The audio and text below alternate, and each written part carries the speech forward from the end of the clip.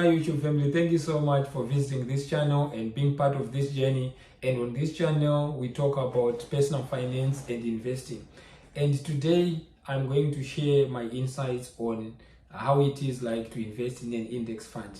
Basically, investing in an index fund, you can do it in two ways or more. The first one, you can do it by what is known as self-directed investing. Basically, like I buy my individual index funds that I select after doing my research, and I buy and sell on my own. And then some people, they do what is called robo investing, or they can talk to a fund manager or go to the bank or institution and tell them, depending on their risk tolerance, to say, I want you to buy these specific securities or index funds, and then they can do it for them, usually for a fee. So the advantage of having an index fund, basically you are looking at a pool of mutual funds or exchange traded funds that are sector diversified, but in some cases they can focus on specific sectors. For example, the index fund called SOXX, it is mostly focused on the semiconductor sector. So you find companies like Nvidia, which was doing really well this year in 2023.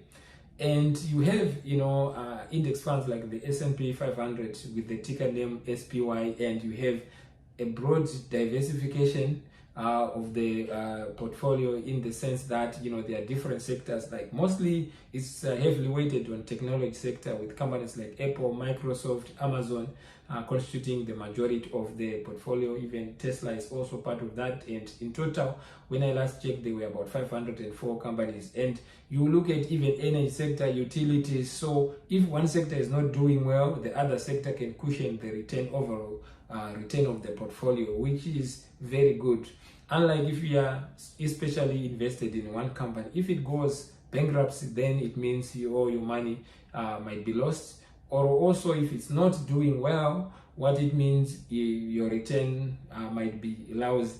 Unlike in index funds, then if there are other companies in that index that are actually doing really well, they can pull the average return over time to be quite decent. And research actually shows that in the United States of America, about most of the hedge fund managers in the that industry, they didn't beat the S&P 500 or other major indexes. So what it means is you have a good chance of beating most of those hedge fund managers by simply investing in an index fund like S&P 500, QQQ. But in the interest of full disclosure, I also own those index funds.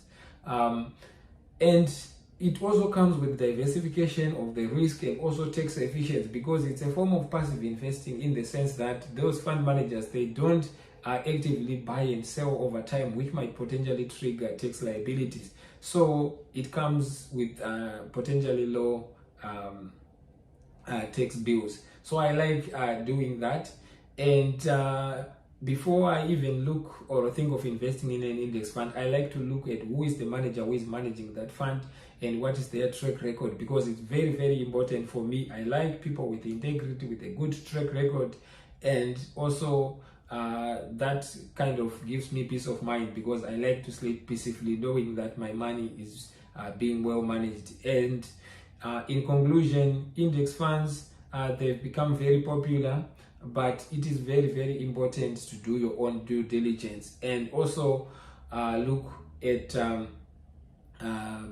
what are the fees, what is their past performance before you make that decision, and also most importantly, which brokerage you want to use, because in some cases some brokerage may not offer access to other markets. For example, I like to invest mostly in the United States and Canadian stock exchanges, but I know my broker gives me access to, let's say, even if I want to buy shares in the Australian stock market, or in Europe, let's say in Germany, or in the UK, or even in Japan. So that is another thing that I consider. So in short, index funds are very interesting, and I thought I would just share this with you.